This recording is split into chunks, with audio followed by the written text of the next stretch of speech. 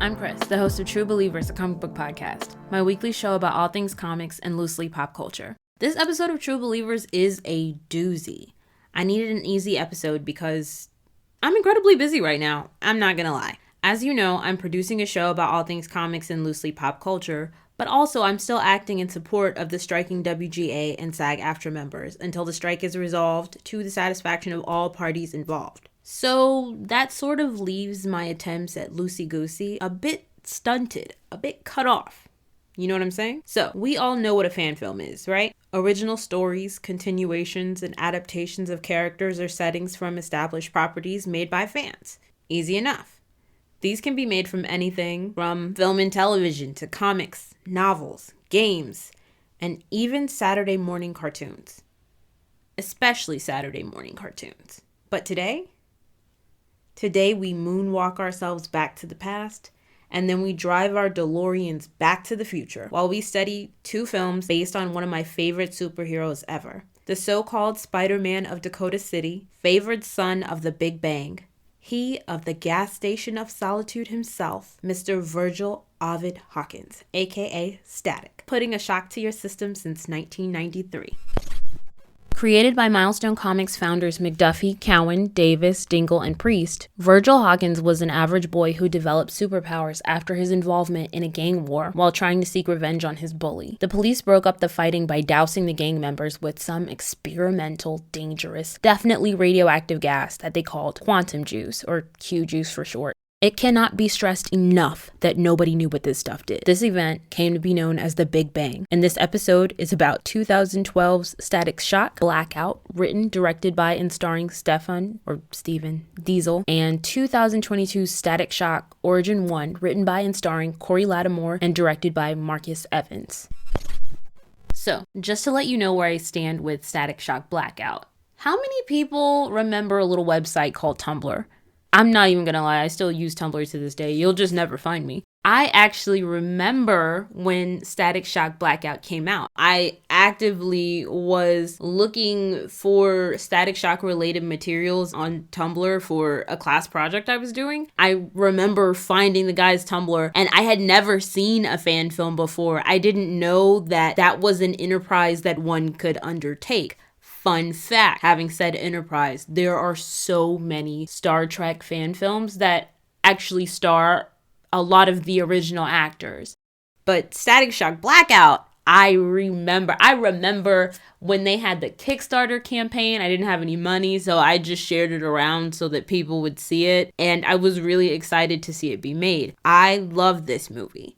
And one of the first things that's done to make you really love the film is to dedicate it to Dwayne McDuffie, who had recently passed away in the years before it was made. And I remember seeing that and finding it really touching. This is a really cool movie. I like to say movie instead of film because I think film sounds pretentious. This is where the end of the editing is because I'm not willing to edit anymore. I breathe really, really hard and I'm really excited. But I really want this episode to go out on time. So the first couple minutes were really polished, but we're in the wild, wild west now. And I might take a drink a couple times because sometimes you need a little bit of water. The first scene we see in the film is Virgil Hawkins changing either into or out of his static outfit, which is very charmingly homemade, but also clumsily terrible.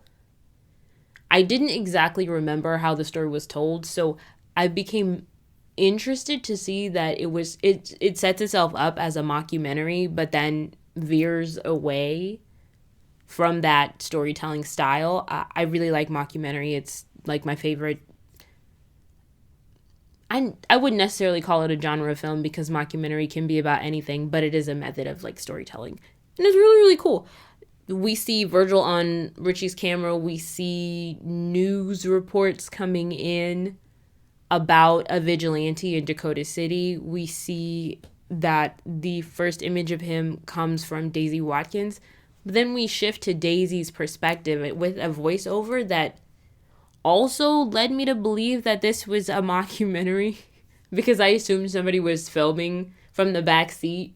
Like, not that someone was filming from the back seat of the car, which is something that's obviously happening in front of my very eyes. Like, I could see that was happening.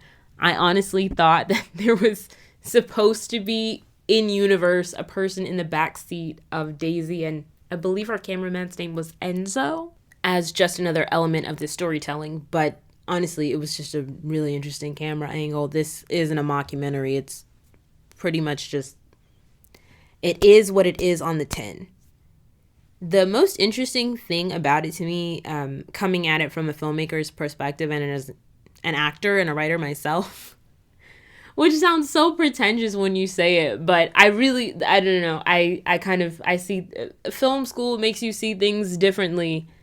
Don't go to film school if you want to just enjoy movies. Enjoy being unaware. But I pretty much, despite the fact that I bill myself as a hater, I love so many earnestly terrible things. And I don't want to call this earnestly terrible because I think it's very well made. We see that there is a little bit of a continuity error because we see in the paper that the first real picture of Static comes from Daisy Watkins, who is one of Virgil's girlfriends. I don't remember if she's his girlfriend in the comics or if she's just his girlfriend for a time in the show. Hold on. Is Daisy in the show the disposable black girlfriend trope? I'm going to reassess that later. So Daisy in this fan film, she's an adult woman. She's a reporter with a webcast or some kind of web broadcast. Oh, I was going to say web broadcast, but that's pretty much webcast. In 2012, that was kind of ridiculous. I was like, oh, so she's like a blogger? Who cares what some random broad on the internet thinks? But seeing the rise of, and I don't even mean to give them credit for this, but just seeing the rise of the shade room, and I'm not calling her a shade roomster, a shade roomsterina, but I was like, oh my gosh, this was so ahead of its time. This was so forward thinking. And it was very fun. It was just funny to see, like, I'm like, okay, so Daisy's, like, I spent a few minutes really thinking about this. I was like, no, I'm pretty sure that Virgil's still young, so I don't know. This is an origin story. Nobody in the world knows who Static is. The only vision of him we have is like a rough sketch. It looks like a police sketch. They're trying to unmask him for some reason, but ever since I watched the movie Man of Steel, and I'm not trying to crap on Amy Adams, as you know, that's my girly for real. I think trying to unmask your city's superhero when there are villains, or even just on the grand scale of things, like Man of Steel, I was like, why are you looking into this man? This has nothing to do with you. Why are you so determined to ruin his life? I've never been more, I've never been more critical of Lois Lane ever until I saw that movie. Literally, Lois Lane could put a bunch of people in danger by jumping off Niagara Falls to force Superman to reveal himself, or, I don't know, see Clark Kent in his civilian clothes, aim a loaded gun at him, and shoot, forcing him to reveal himself as Superman. And then, when confronted saying that she could have put someone in danger, and reply, how could I have done that?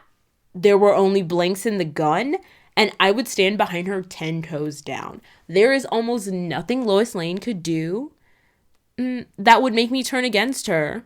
They could never make me hate you, even though what you were doing wasn't tasteful. Now you out here looking so ungrateful. I'm gonna keep it moving, be classy and graceful. I think that was Nicki Minaj. And if it was, I'm almost certain that's that video with the game in it. Back when the game was doing that thing where he posed around in his underwear. So I saw a lot of him for like a full year straight.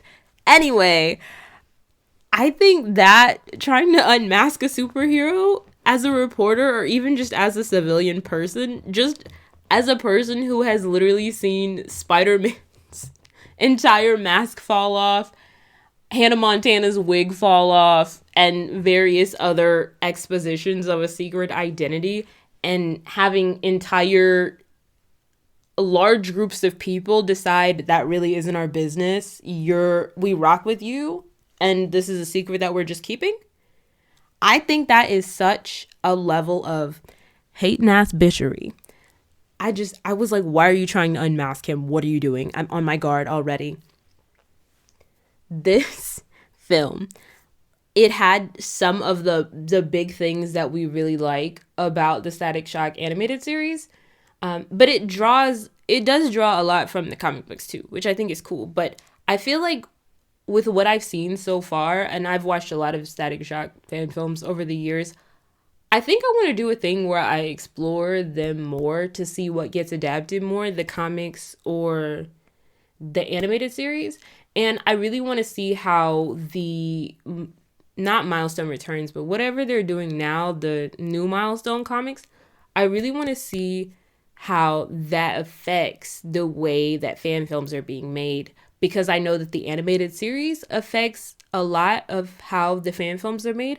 What I noticed from the two that I watched today, they both draw a lot from the animated series I don't want to say as opposed to comics, in conjunction with the comics, but there is one major thing.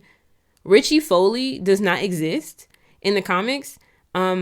He's got his friend Rick Stone, who is an LGBT icon. And I really just wanted to say it like Andrew because I miss him. He has this way of saying LGBT icon. I don't know why it tickles me as much as it does, but it does. And I feel like Richie was created for the comic books because I know that there are some HABs at a certain company who wouldn't just let his friend be great in the show. So they were like, no, we need a new friend. And I feel like adaptations of Static Shock always have Richie, even though I'm like, he doesn't, but I think it's fun. And to see how the new comic books that are being made influence the Static story as well, because I actually don't like the new run of Static comics for a reason that I would have to elaborate on at a later date, because I have gotten into so many passionate, and when I tell you passionate arguments about the original Static comics, the original Milestone comics, what they mean and what they're trying to say. And actually one of my greatest internet nemesis, I don't know the plural for that word. One of my greatest ops on the internet is this man who I got into it with about the Black Lightning TV show, and you're wondering what that could possibly have to do with Static. So am I, because this man is the world's biggest idiot, doesn't know what he's talking about, has never cracked a comic book, and I hate him. And I hope he gets kicked in the leg by a little child coming out of church. Just right in the knee. I don't want him hurt, because I don't want anybody hurt, but I do want him inconvenienced and upset. That had nothing to do with anything in this film. I'm sorry. And speaking of the influence of the animated series in Static Shock Blackout, there's a dude. He is called Dre, and he appears in one scene. This is really the epitome of a short film that is meant to be an origin story, and both short fan films I chose are actually origin stories, because it introduces a character who was exclusive to the animated series until the new run of Milestone Comics, Iman. Originally called Ivan Evans, he is like the master of the shadows. He is one of my very favorite characters from the animated series. He is so fun. I have a thing about the dark. I don't necessarily enjoy it. I am very afraid of what lurks in darkness. But I'm also very fascinated by it. And I'm very fascinated by the way that darkness is portrayed. Although I know it's not the intention, because the show is made by Black people, honestly, for a Black audience, which you can just tell from the way that it's made. I don't like that the darkest dude on this show is literally like the villain. He is the villain. There are other people who are more villainous because Iman is a very sympathetic character, especially when we start getting into his backstory, when we see the relationship that he has with his brother, who is played by the love of my life. Okay, he's not the love of my life. He is he is a man who played a character on a situation comedy that I very much enjoy. It's Kadeem Hardison. I love Kadeem. He plays Rubber Band Man on the show, which is irrelevant except for the fact that they're brothers. But I was thrown off initially by the fact that the dude Dre, who's only in one scene, he shows up and he's at the door of some random building and he's like, hey, yo, I want to speak to Larry. And the dude at the door is like, ain't no Larry here. He ain't been Larry in a while. I'm like, who is Larry? And then he goes in to see Iman, and they're doing this really cool thing where when you do shadow puppets with your hand, they're doing an effect that's kind of like that. And it probably to some degree really is just somebody in front of lights, just manipulating their body around to simulate Iman's effects. But they do this really great special effect where he emerges from darkness and he doesn't even fully appear. Like, he kind of kitty prides in. He's like half in, half out, like, yo, what up? And he lays out his big plan without really explaining what it is. And he's like, Virgil Hawkins don't see it our way, so we're gonna make everybody see, or whatever. And I was like, okay, this is corny. But it's interesting. They never said what the plan was, but he did have a map of the city, which I love. I love a classic villain plan. I love it when it doesn't get too spooky ooky. I like it when it's simple. Like Tony Baker, he's a comedian. He has this show on YouTube called Travis Santiago Villain. And the thing that old boy is always trying to do is poison the city's water supply. I have no idea why it's as funny as it is, but it is. Because one thing about me, I can spot a villain plan anywhere. I'm like, it's all about real estate. They're trying to poison the water supply. And I'm sitting up like, well, didn't Iman have a plan just like this in the show? And I Googled it. And it turns out, yes, he did. It just had nothing to do with what the plot of this fan film is. So really, it's almost like he did not. The last episode of Static Shock is called Power Outage. And basically, the plot is the city of Dakota is sick of these bang babies. They're sick of the Big Bang. They are tired of the supervillain shenanigans because I don't want to say that there are so few good bang babies just because the inciting incident of the Big Bang was a gang war, but there really aren't that many law-abiding citizens who have these powers. So it's like 50% I understand. And in the cartoon, it's an accident that the Big Bang happens. It's an accident. Not a complete accident, because the police did treat them like animals, like they did in the comic. But there was the gas at the docks where the gang war was happening. They did not actively throw that gas on those people. So in Power Outage, they all of a sudden, everybody's getting weaker, all the bang babies, like their powers, and then they get on the news and they're like, hey, so we found a cure for the Big Bang, and we've kind of been dosing the city with the cure for weeks. So pretty soon, there shouldn't be any more bang babies. And the former bang babies really take offenses, like Static and Gear are like, how could this happen? Like, this city, I feel like it really still needs Static and Gear. And I'm like, yeah, because I don't think this will be the end of your crime problems, considering how many crossovers you've had with the greater DCAU. I remember thinking that as a little kid, and then actually when HBO Max came out and they had every episode of Static Shock, I thought it again then, because I was like, this really isn't going to solve any of your problems. That's like people who say that Gotham City is only bad because Batman lives there. No. This was already a place that was filled with crime. We were already filled to the brim with crime. This is just the kind of city that can only stop crime with another maniac in a costume. Maybe the criminals didn't wear costumes before, but at least now we can easily identify the criminals because of their loud costumes. So basically, Iman gets together with some other people who were in his crew or whatever, and he's like, he's telling everybody that we're gonna be the only bang babies because I've got the last of the Q juice. I don't think they call it Q juice in the show, but so there's this whole thing. It's the series finale to Static Shock. Iman and Hot Streak, I think they end up fused together or something. I don't know, something stupid. And Static and Gear do end up keeping their powers. But I don't understand how they did if there's still a cure that they've been releasing all over the city, like when my city decided that they were going to spray for mosquitoes to combat the Zika virus a couple years ago, and none of us could go outside during the best time of year to be outside. Now, Daisy does not stop on her haterish brigade to try and unmask my man. For some reason, Frida's helping her.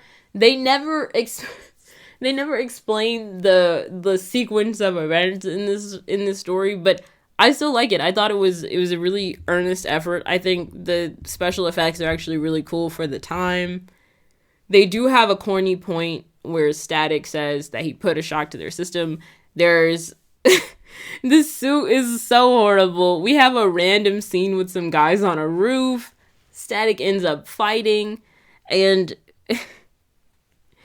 I'm there's a moment where you become concerned as the viewer that he will not do the honorable thing, where you see him in front of some downed opponents, and because of the way the situation has escalated, we're not sure in which way this situation is going to go. And even though Daisy and Enzo, her cameraman, and I really do believe this man's name was Enzo, they're the only people there aside from Virgil and the criminals, we as the audience are conflicted in being able to figure out what's about to happen next.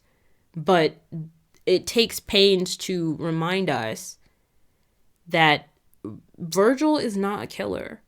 He doesn't attack them any more than he needs to because that's not who he is, and that's not the point of this film. It's not a traditional origin story in that he's already an established superhero, even if he is underground, even if his suit is so terrible. I love it. I love this suit. I love a first take suit. Even I don't know who it's protecting, not now body, but I love it. So much of superhero origin stories, particularly Black superhero origin stories, they're about identity in a way that I feel like origin stories of white superheroes are not, because to be a superhero, to be a Black person, honestly, in the world is very complex as an identity unto itself when you live in a world that is not made for you. So when you introduce an extra element of marginalization, superhero thing, or superpowers, any additional thing that might make you feel like you are different, feel like you were alone. And in this film, Virgil is literally the only superhero of his universe, which is established in like one of the first scenes. I didn't just pull that out of my butt. It's important to establish a character's identity because as a Black superhero, you have to be everything. You have to be a role model. You have to be a paragon of excellence. You can't let them see you sweat. And I feel like as the quote unquote Spider-Man of Dakota City, Static really exemplifies that. He is asked, actually in one of my favorite And one of my favorite comics from Milestone Media, although I can't think of which one it is right now, and it's probably Long Hot Summer. I don't know why I'm pulling that one out of my butt, and I'm not going to verify this later. It's like he said he felt that when he got gassed, he was asked a question by the universe, and he was asked what he expected, and when asked, he said, "I expect justice." And with his great power comes his great responsibility to be the person who gets the justice. He's the only person who can stand up to the threats that he's facing. And so he does. So, in closing, how do I feel about Static Shock Blackout? I'm not gonna lie, I really like it. I'm gonna give it a 8 out of 10, but I'm only taking away points because they never clarify that Daisy's story that is shown at the beginning takes place after the events of this short film. It is very brief. We don't actually see the conclusion of what Static is working on throughout the film, trying to stop Iman, which, again, it's a short film. It was made over 10 years ago. I'm really over it. The points off again because the suit is so terrible. It literally has like frayed string. Like, I think I probably could have made a better suit, but that's also because I could sew. But also, I kind of want to give it a half point back just because it is like the kind of suit a teenage boy would make for himself. And also because I really hated Iman's little... He has like a riddle at the end, and I was mad that I understood the riddle because it was corny. So 8.5 stars. Actually, I'm going to go ahead and give it 9 because it gets another 0.5 stars from the fact that the man who stars in it is also the writer and the director. That is like Sylvester Stallone. He's like, I believe in myself. And it seems like that belief has been rewarded. I looked him up in kind of a where are they now? And according to his own website, he is a graduate of Carnegie Mellon. And his work has been showcased at the Holly Shorts Film Festival, the American Black Film Festival, the Phoenix Film Festival, the Boston Sci-Fi Film Festival, and the Lebanese International Film Festival. Which, that one was kind of interesting to me because his website also said that he was bilingual, and it didn't specify what the other language was. So I think it'd be kind of cool if he spoke Lebanese. Or, I actually don't know what language that they speak in Lebanon. Even though I know several people from Lebanon, they all speak more than 3 languages. So it could be anything. It's just never come up. His YouTube is still active as of 6 months ago when he released another project. And I'm really happy to see that this brother is still following his dreams. And now we are brought to Static Shock Origin 1 from Endless Entertainment, which was kind of a, I don't want to say a misnomer just because it came out last year and there wasn't a 2. I did go on their YouTube expecting to see a 2, but they perhaps just have not made it yet. It opens with Virgil and Richie, who are so cute. Both actors playing Virgil and Richie, they're really cute kids. And I don't know why I pointed that out, but they were so cute. Virgil had the cutest hair, and Richie, he looked like a little boy that my mom taught a couple years ago. So I was like, oh, look at you. You know what? Actually, this film is written by the guy who plays Virgil, so perhaps calling them cute kids is maybe not appropriate. We're probably a little bit closer in age than I thought, but they were adorable. And like I said, I really like Corey Lattimore's hair. He has great hair. So when the film opens, there's this nasty ass old lady named Miss Johnson who nope, no ma'am. And it's like she propositioned Richie, and I just was like, that's gross, and wanted to move past that. And I don't understand. I'm not trying to crap on this because I did enjoy watching it. I don't understand what the point of this was. It was an origin story, but Static has a pretty clearly defined origin story. But it kind of reminded me of is Thor 3 the Ragnarok one, because it reminded me of that scene where he's fighting Cate Blanchett and she's beating the dog crap out of them, and she leans him, she plucked out his eye or something, or no, I don't remember that movie very well. None of the Thor movies are very good, but at least 3 of them are really fun, so there's that. So Cate Blanchett and she had previously ripped out his eye at some point, and she kind of leans him over the banister in the castle, and he has a vision of his dad, who is Anthony Hopkins, which is kind of weird but interesting. And it's kind of an interesting mythological moment, because I know that Odin Allfather has one eye because he sacrificed it so that he could have the knowledge of magic or something. And then he hung from the world tree for like 7 days or something, and that's what the hangman card in tarot represents. So that's just an interesting fact. I thought it was interesting that she hung him upside down, and then he got the knowledge, and his dad was like, he's like, I need my hammer, Dad. And his dad's like, are you the god of hammers or something? And Thor is like, oh my god, no, I'm not the god of hammers. And he has like a whole epiphany, and he jumps up to I think it was that Immigrant Song. And he's like, ah! And Thor is on 27. He's raring and ready to go. And then they start having a knockdown, drag out fight.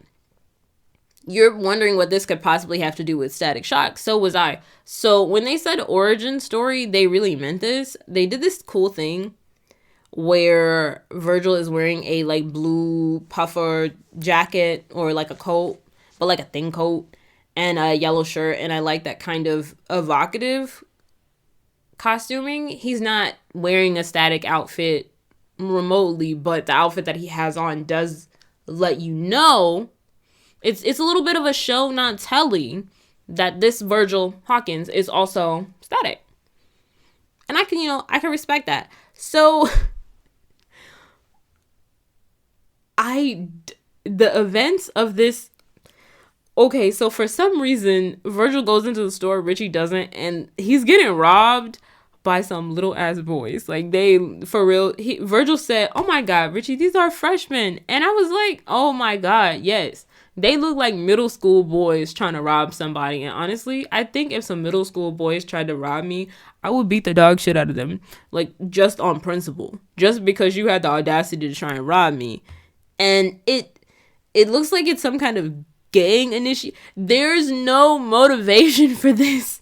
This movie, like the other movie, just throws you in the middle too, because he's already an established Static. But I spent so much of this movie not understanding if he was Static or not. I had no idea where this was going at any point. And if you've ever seen the show Letterkenny, it has some really ... interesting fight scenes. And by interesting, I mean they're comically bad. It's in the Adam West Batman show where he punches and then the screen is pow, wham, skadoogie. Or probably not skadoogie. I don't know where that sound came from. There's the bullies, or they honestly look like some kind of gang. I thought it was a gang initiation, because I was like, why do these 2 little kids look so bold? Some guys came out of the wood. They came in from everywhere. It was in a movie where you get raided by the FBI and they burst down the door and they start swarming in from every entrance. I was like, I could swear when Richie got grabbed, I was like, I could swear there were more of them. I'm only seeing 2 little boys now. No, there was 6 of them. And this dude came up and hit him, and it was Friday. You got knocked up, I was again, there's no motivation for this. And then we have a flashback. First of all, we didn't even have a flash present. I have no idea why any of this is happening. And then it's Virgil talking to his mom, and I was really excited because, to the uninitiated, Virgil's mom is not dead in the comic books, and in a lot of the adaptations I've seen of Static Shock, or the fan films or whatever, or even people's premises for what they would make a Static Shock film or what they would want to see a film about, in every single version, when I tell you they killed this boy's mom. And I promise you, she is not dead. She is fully alive and kicking around Dakota City. And then I was like, oh my gosh, this is mommy. Hi, Virgil's mommy. She was so cute. The lady that played his mom was so cute. He got the dog shit beat out of him before he came home and was trying to skedaddle up the stairs before she could see him. It didn't work. She's like, oh my God, son. Low-key, his mommy said, I gotta blame the victim because you make it too easy on them.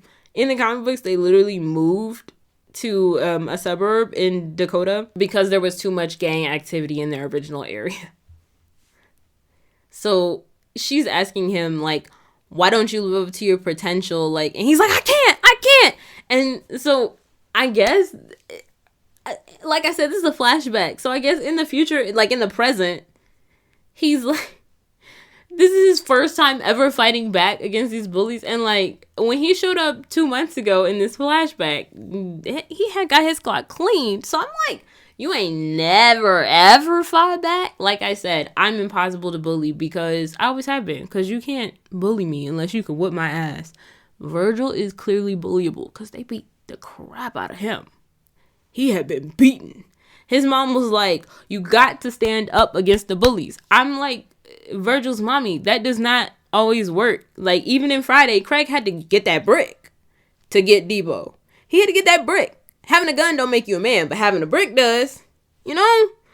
And low-key, I was like, maybe we do need to blame the victim a little bit because you ain't never tried to get sturdy on him. Like, and he's literally in the future, like in the present, taking these licks. And then we're in a montage with just different scenes from his life, but they kind of cycle back. It kind of reminded me, both of these Static films actually reminded me of the different works of Ryan Coogler, because in Static Shock Blackout, I was reminded of the, show him who you are. I am T'Challa, son of King T'Chaka. And blah, blah, blah, blah. It's not like I have the whole challenge memorized or whatever. Like, I mean, I low-key do, but I'm not going to sit up and recite it for you so Disney can... I'm not trying to get pre-canceled by Disney and get my podcast taken down, right? So that kind of reminded me of that. And then in this film, I was reminded of one of the end scenes in the first Creed movie. Conlon versus Creed, when Donnie is knocked out clean, like booty up in the air, cheek on the canvas. And while the countdown is going, he has a montage of his life meeting Marianne in foster care, his father Apollo in the ring. Well, actually, no, it's Apollo's last. It's like him and Rocky, him and Bianca meeting his mother Marianne. I think the fight with Danny Stuntman Wheeler, who's also very cute. Like, I never see that actor in anything. I don't know if he's a boxer and then he just acted in these 2 movies, or if he's like an actor and maybe we should see Danny Stuntman Wheeler some more. But the whole setup to being in the Creed movies is being fine. If you are not at least a 9, you are not going to get cast. Point blank, period. Don't look to star in the Creed movies if you are not fine as hell. That's the line. I mean, it is what it is, and I'm sorry about that, except that I'm not, because everybody who listens to this podcast or knows me in real life, and I said those 2 things separately because I know a lot of my friends are fake hoes who don't listen to my podcast. Everybody who knows me even remotely knows that I'm highly shallow. So when I'm seeing this montage while Virgil's getting beat up, it reminds me of that scene near the end of Creed where he has this montage and then he sees a vision of his father Apollo, victorious, strong, wonderful. Carl Weathers, the cutest man I've ever seen in my life. He's so adorable. And he like, and like rears up and he's ready to go. He beats the count. So Virgil, he has his montage and then all of a sudden his eyes start sparking, and this is where the Thor 3? Yeah, this is where the Thor comparison comes in, because I'm like, there's a very specific way that he got his powers, and it was just interesting. And I didn't mean to recap the whole movie Because I do think it's still worth watching, even though I think also the special effects for the and the special effects for the power scene were very rudimentary. But I also am horrible at special effects. Like, that's not my ministry as a filmmaker. And I do think this is an emerging production company with a lot of room to grow as artists. And I think that is important. I think that's where we need to be. And I think it's really cool that Corey Lattimore wrote this movie, even though I don't understand it. Writing and starring in something is the kind of thing that I do and have done.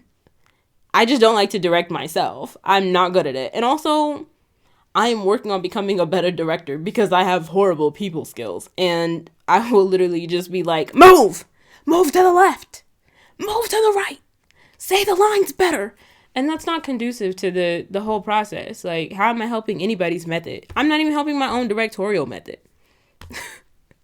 My last note is the special effects are so damn terrible. I'm sorry. I'm very sorry. Like, I really enjoyed watching this, actually. Even though I didn't understand it, I thought it was an interesting origin story, and I honestly think they should make some more. Just because I'm like, nothing of the sort is an origin story until the last, like, minute.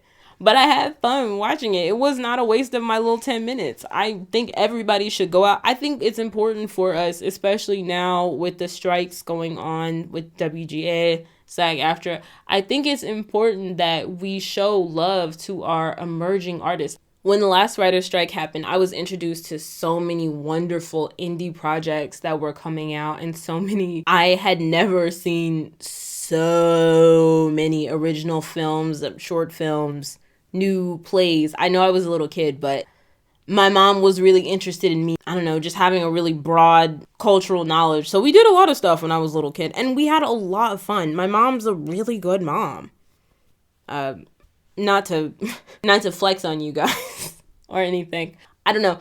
What I'm saying is, now with the greater access to the world that we have, it's easy and important for us to be able to connect and to encourage our next generation of artists, our next generation of creators, directors, writers, actors. And I feel like the internet has given us the ability to see so many wonderful things from all over the world.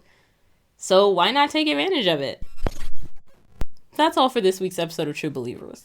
Please join me next time where we'll delve deeper into the extraordinary realms of imagination and keep exploring the infinite possibilities. I'm still kicking around some ideas for what I want my next episode to be, so, I'll see you when. I meant to say then. True Believers is available on all major streaming platforms and a member of the Hall of Pods Podcasting Alliance alongside the SJW Comic Book Club, the Fandom Optimist, and Cape Corner. And we can all be found in the link tree below. And as always, if you want to leave a suggestion on what I read or watch, you can find and DM me on the podcast social media.